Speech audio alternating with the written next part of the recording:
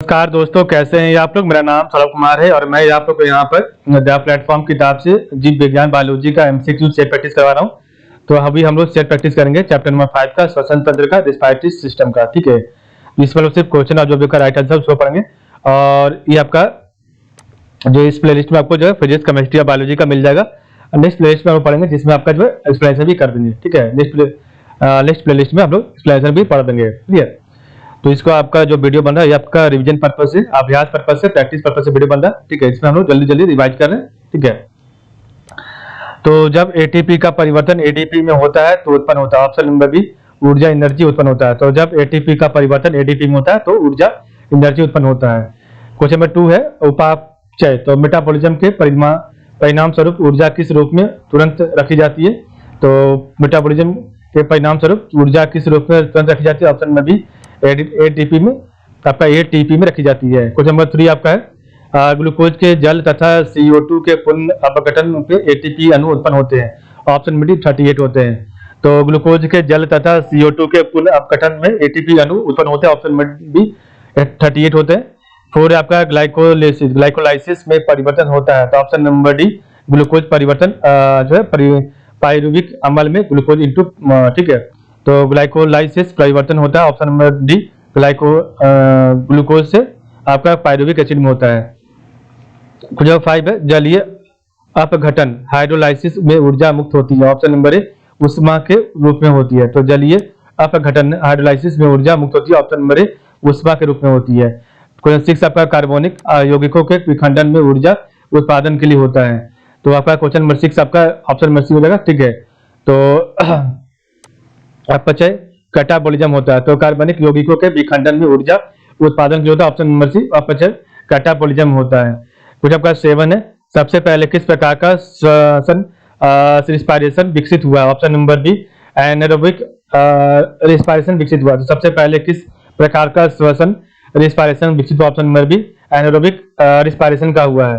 तो 8 आपका एक सामान्य मनुष्य 1 मिनट में सांस लेता है। ऑप्शन नंबर सी 14 से 18 बार लेता है। ठीक है, तो एक सामान्य पुरुष 1 मिनट में आपका 14 से 18 बार जो है सांस लेता है। 19 नंबर है हाइबरनेशन के समय मेढक श्वसन करता है। ऑप्शन नंबर डी नम त्वचा से करता है। तो हाइबरनेशन के समय मेढक आपका नम त्वचा से द्वारा हाइबरनेशन जो है श्वसन करता है, सांस लेता है।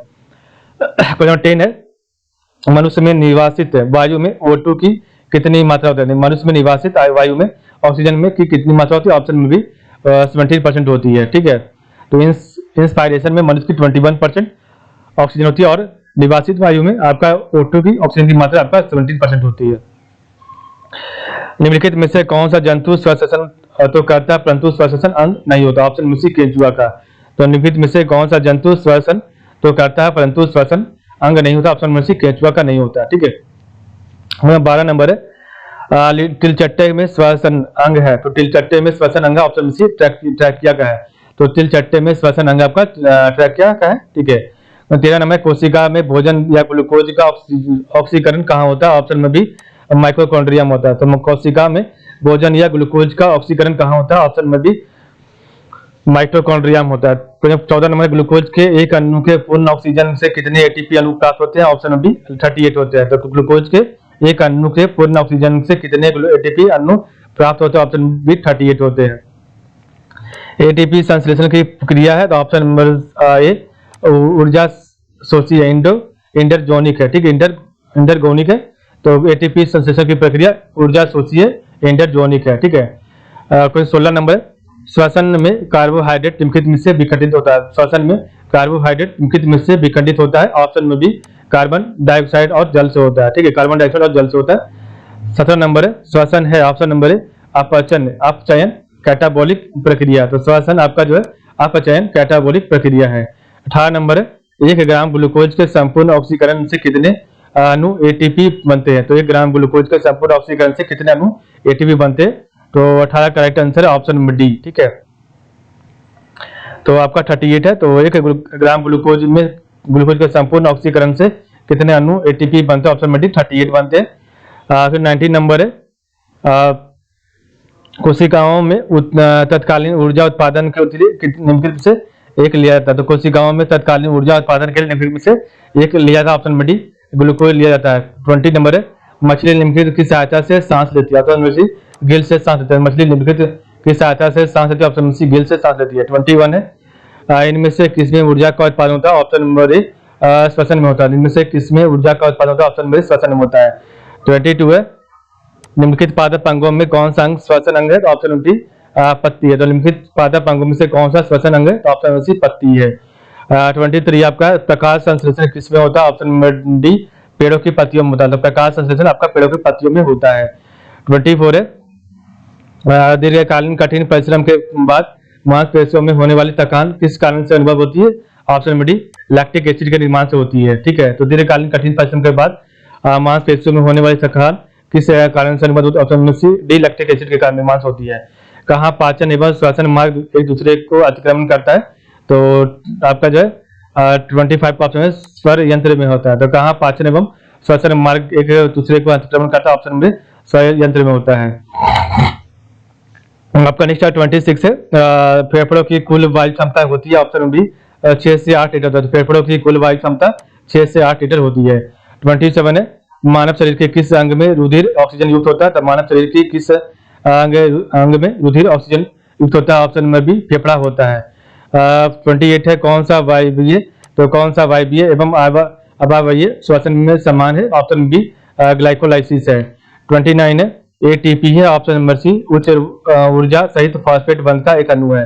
तो एटीपी आपका उच्च ऊर्जा सहित फॉस्फेट बंध का एक अणु है। 30 नंबर है जलचरों में, तो जलचरों में भूचरों की अपेक्षा श्वसन क्रिया तीव्र गति से होती है देखी जाती है। इसका कारण क्या? ऑप्शन नंबर डी जल में धूली ऑक्सीजन की मात्रा का वायु में धूली ऑक्सीजन की मात्रा की अपेक्षा कम होना। तो जलचरों में भूचरों की अपेक्षा श्वसन क्रिया तीव्र गति से में होती है। इसका कारण होता है ऑप्शन नंबर डी जल में घुली ऑक्सीजन का मात्रा का वायु में घुली ऑक्सीजन की मात्रा की अपेक्षा कम होना है। 31 है कॉकरोच जल में जीवित नहीं रह सकता क्योंकि उसका श्वसन अंग है। ऑप्शन बी वातक ट्रेकिया है। तो कॉकरोच आपका जल में जीवित नहीं रहता क्योंकि उसका श्वसन अंग वातक ट्रेकिया है। 32 है आपका मछली की एयर ब्लैडर वायु आज से किस रूप में कार्य करती है? तो मछली की एयर ब्लैडर वायु आज से किस रूप में कार्य करती है?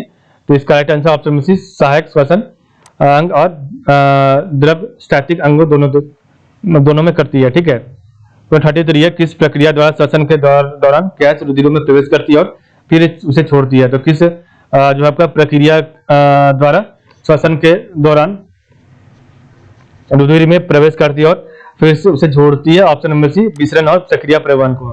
34 आपका है लंबे समय की कसरत का मुख्य ईंधन क्या होता है? ऑप्शन नंबर वसा होता है। तो लंबे समय की कसरत का मुख्य ईंधन क्या होता है? ऑप्शन नंबर वसा होता है।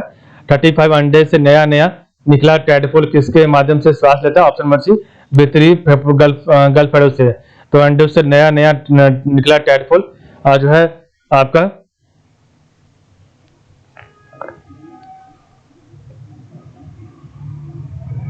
किसके माध्यम से श्वास लेता है? ऑप्शन नंबर सी भीतरी गलफड़ों से लेता है। 36 है कौन सी सीरा? तो कौन सी सीरा फेफड़ों से हृदय में शुद्ध रक्त लाती है? ऑप्शन नंबर बी फुफ्फुस सीरा लाती है। तो कौन सी सीरा फेफड़ों से हृदय में शुद्ध रक्त लाती है? तो आपका जो है फुफ्फुस सीरा लाती है।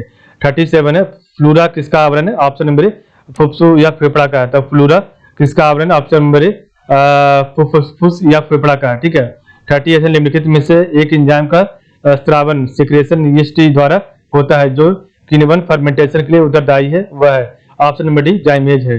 तो आपका निम्नलिखित में से एक एंजाइम का स्रावन सिक्रेशन द्वारा होता है जो किण्वन फर्मेंटेशन के लिए उत्तरदायी होता है, वह आपका जाइमेज है। ठीक है, तो 39 है मानव शरीर में कंठ को क्या कहा जाता है? Option number C voice box कहा जाता है। मानव शरीर में कंठ को आपका वॉइस बॉक्स कहा जाता है। ठीक है, 40 नंबर है वयस्कों में समान रूप से दिल के धड़कनों की दर क्या होती है? ऑप्शन नंबर ए 72 से 80 धड़कन पर मिनट होती है। 41 है मानव श्वसन में क्या छोड़ा जाता है? मानव श्वसन में ऑप्शन बी कार्बन डाइऑक्साइड छोड़ा जाता है। 42 है आपका है गले का एक फैला हुआ हिस्सा जो लड़कों में आवाज बॉक्स बढ़ाने के लिए जिम्मेदार होता है, उसको क्या कहता है? Option number D Adam's apple कहते हैं। तो गले का एक फैला हुआ हिस्सा जो लड़कों में आवाज बॉक्स बढ़ाने के लिए जिम्मेदार होता है उसे को क्या कहते हैं? एडम्स एप्पल कहते हैं। 43 है निम्नलिखित में से छोड़े गए श्वास में डैश शामिल होता है?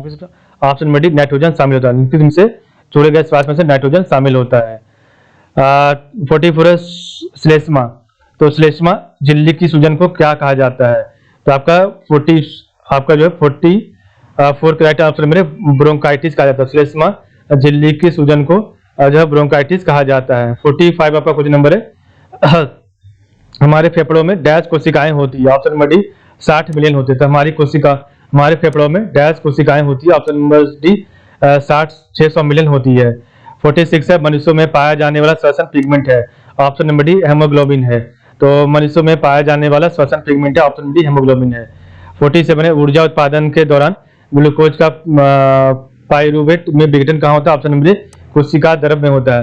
तो ऊर्जा उत्पादन के दौरान ग्लूकोज का पाइरूवेट में विघटन कहाँ होता है?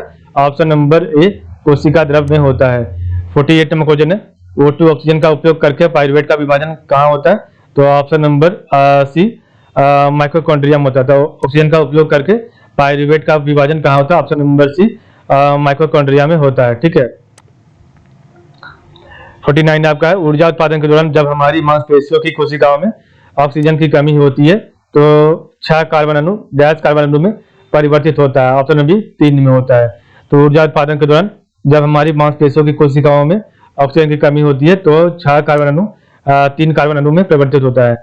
40 नंबर है आपका है 50 नंबर क्वेश्चन है डैश वर्ग के प्राणियों में श्वसन गलफेड़ों अथवा फेफड़ों द्वारा होता है? तो डैश वर्ग के प्राणियों में श्वसन गलफेड़ों अथवा फेफड़ों द्वारा होता है? ऑप्शन नंबर डी उभयचर वर्ग के प्राणियों में श्वसन गलफेड़ों अथवा फेफड़ों द्वारा होता है। ठीक है। कुछ 51 है निश्वासान। तो निश्वासान द्वारा होता है? ऑप्शन नंबर बी फेफड़ों की अपस्फीति के द्वारा होता है। तो निश्वासान आपका फेफड़ों की अपस्फीति के दौरान होता है। ठीक है।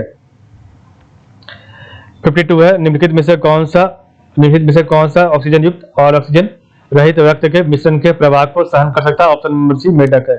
तो निम्नलिखित में से कौन सा ऑक्सीजन युक्त और ऑक्सीजन रहित रक्त के मिश्रण के प्रवाह को सहन कर सकता है? ऑप्शन नंबर सी मेढक है। 53 डैश से श्वसन के दौरान ऊर्जा प्राप्त होती है? ऑप्शन नंबर ए ग्लूकोज के जलने से श्वसन के दौरान ऊर्जा प्राप्त हो सकती है। तो ग्लूकोज के जलने से श्वसन के दौरान ऊर्जा प्राप्त हो सकती है। 54 है ऊर्जा का उपयोग करते हुए पाइरूविक का विघटन कहाँ होता है? तो ऊर्जा का उपयोग करते हुए पाइरूविक का विघटन ऑप्शन नंबर सी माइटोकॉन्ड्रिया में होता है। 55 है मानव शरीर में श्वसन वर्णक है? तो ऑप्शन नंबर बी हीमोग्लोबिन में है। तो मानव शरीर में श्वसन वर्णक ऑप्शन हीमोग्लोबिन में है। ठीक है। इस प्रकार हमने पढ़ा आज का वीडियो। तो आज के लिए बस इतना ही। आप लोग का बहुत बहुत धन्यवाद। कल हम पढ़ेंगे आपका चैप्टर नंबर 6 जो कि आपका सर्कुलेटरी सिस्टम से परिसंचालन तंत्र से।